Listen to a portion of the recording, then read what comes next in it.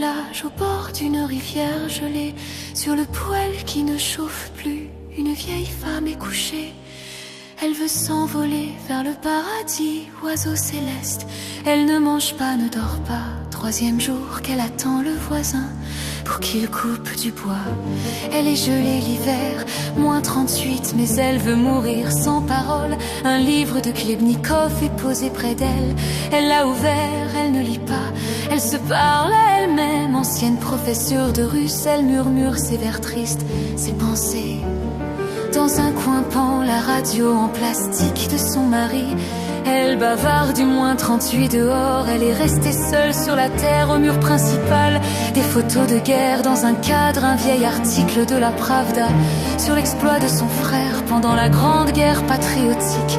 Un peu plus bas, une icône et sous l'icône un autre article encadré de l'année 38 quand le peuple réclamait le sang des ennemis du peuple, quand on tuait les koulaks comme d'innombrables criminels, quand on attendait des Pavlik Morozov.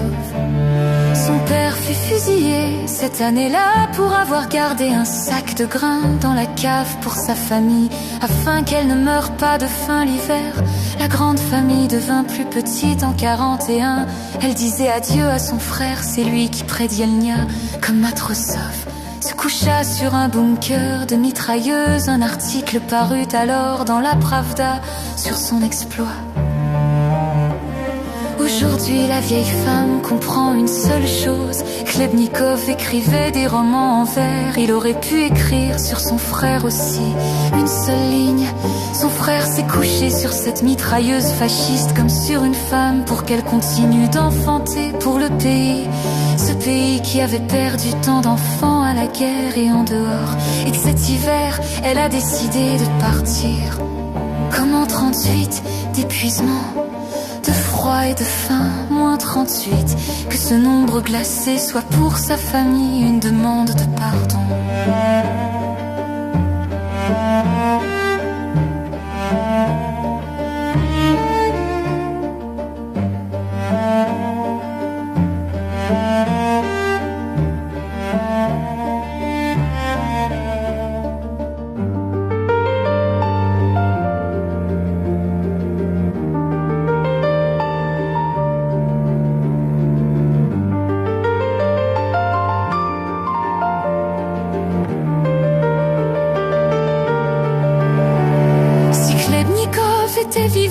Connaissait l'exploit de son frère, il écrirait, elle en est sûre, une ligne magnifique pour lui.